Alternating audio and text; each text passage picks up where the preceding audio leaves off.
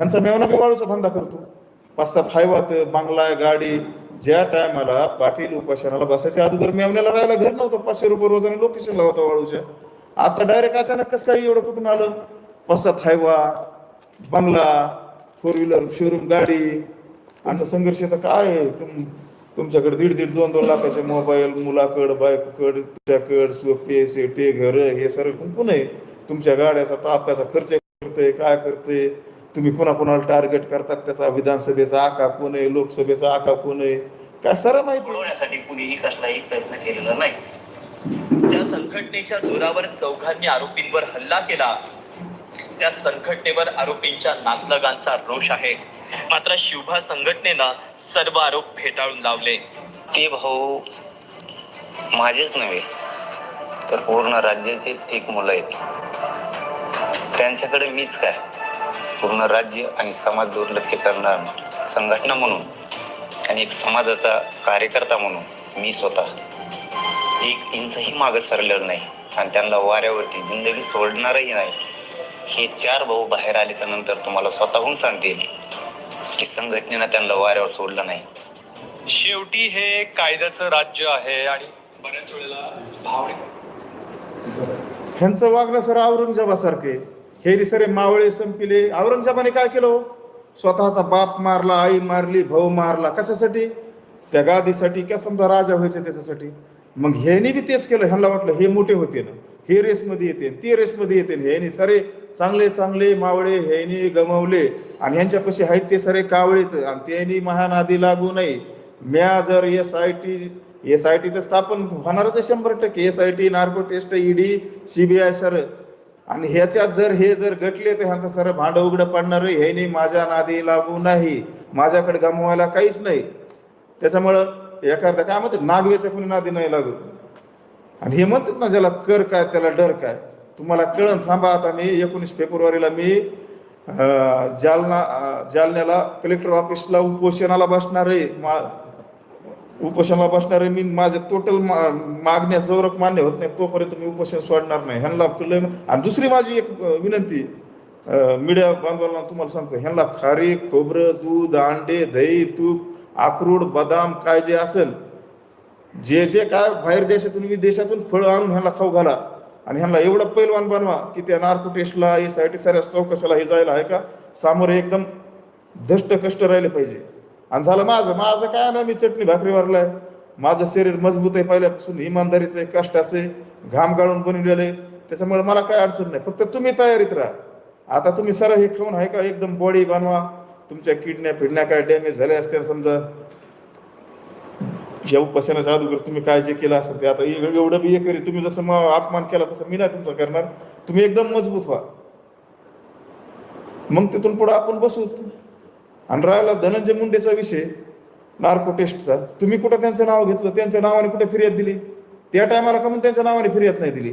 तुम्ही फिर्याद दिलेली कुणाच्या नावाने? माझ्या नावाने, ज्याने कुणी दिलेली. मग मी काय म्हणतोय, तुम्ही माझ्यावर आरोप केला ना, तुमची माझीच नार्को टेस्ट व्हायला पाहिजे ना. मी कोण आहे धनंजय मुंडेला त्यांचं नाव घ्या म्हणायला? तुम्ही फिर्याद द्यायला पाहिजे होती, मग नाव घेतलं असतं ना. त्या फिर्यादी जर त्यांचं नाव असतं मी म्हणलो असतो घ्या. कोण आहे ते नंबरकारी माझे कोण असते ते त्यांचे बी घ्या नाव. कोण कुणाचा आका, कुणाला कोण संपवायचंय, कुणाचं काय निघन. तसल्या धमक्या मला देऊ नका. ह्याच्यावर फौजदारी करीन, ह्याची जामीनच कॅन्सल करीन. तुम्ही तर लय मोठे झाले बाबा. मग तर मी तर म्हणतो तुम्हाला न्यायाधीशच करावं लागेल या केसमध्ये. तुम्हीच न्यायाधीश, तुम्हीच गृहमंत्री, तुम्हीच तपासाचे अधिकारी, सर तुमच्याकडे द्यायचंय. आता काय पाटील, महाराष्ट्रात काय तुम्ही हे तमाशा लावलाय? खरे तुमच्यावर संस्कारच नाहीत. माझं हे डायरेक्ट म्हणणं आहे, तुमच्यावर संस्कार नाहीत. तुम्ही काय खालच्या पातळीवर बोलतात राव. चिन्ह हटाना. फडणवीसला काय म्हणले? फडणवीस साहेबाला म्हणले ना, फडणवीस वाजल्या का नाही तुझ्या घंट्या, काय ते टिनटाडान का काय म्हणले ना. काय तुम्ही बोलतात काय नाही. महाराष्ट्राचे गृहमंत्री होते त्या टायमाला. ते एवढ्या मोठ्या माणसाला जर तुम्ही असं एकरी भाषेत उल्लेख करतात, एवढ्या खालच्या नीच पातळीचं बोलतात, तुम्ही काय कशाचे पाटील? पाटलाचं नाही, पाटलाच्या तोंडात असे शब्द शोभत नाहीत.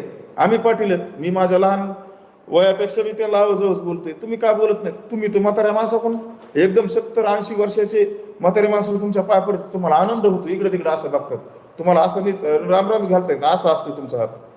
काय पाटील हे आपल्याला सोबत नाही ना. आमच्या मराठ्यात असा पाटील इथून माग कुणी झाला नाही आणि इथून पुढे असं मायामागे समज नाही. मायामागे भरपूर लय मोठं षडयंत्र आहे, पण हे माणसाच्या लक्षात आलेलं आहे. तुम्हाला काय माझ्या संग खेटायचे ते खेटा, मी तुमच्या संग सामर्थ्य आहे माझ्यात. आणि तुम्हीच म्हणतात ना की संघर्ष करायला काय लागत नाही, भाकर असली तर एवढं बाज झालं तेवढं बाज झालं. तुमचा संघर्ष तर काय आहे? तुमच्याकडे 1.5-1.5, 2-2 लाखाचे मोबाईल, मुलाकड, बायकोकड, तुझ्याकड, सोफे सेटे घर, हे सर्व कुंकून आहे. तुमच्या गाड्याचा ताप्याचा खर्च करतोय, काय करतोय तुम्ही, कुणाकुणाला टार्गेट करतात, त्याचा विधानसभेचा आका कोण आहे, लोकसभेचा आका कोण आहे, काय सर्व माहिती. आणि दुसरी गोष्ट म्हणजे आत्ताची गोष्ट आहे, लय दिवस नाही झाला असेल, 15-20 दिवस झाला असेल, ह्यांच्या गाडीत फिरणारे गजू सोळंके, केशव वायभट, पंकज शोके, ह्यांच्या म्हणजे ताप्यातले. आणि ह्यांचा मेवना बिवाळूचा धंदा करतो. 5-7 हायवात बंगला गाडी. ज्या टायमाला पाटील उपोषणाला बसायच्या अगोदर मेवण्याला राहायला घर नव्हतं, 500 रुपये रोजाने लोकेशनला होता वाळूच्या. आता डायरेक्ट अचानक कसं काही एवढं कुठून आलं? 5-7 हायवा, बंगला, 4 व्हीलर शोरूम गाडी. आणि त्याच्यात आणखी एक सांगतो, हे कुणाच्या पाय पडले काय पडले?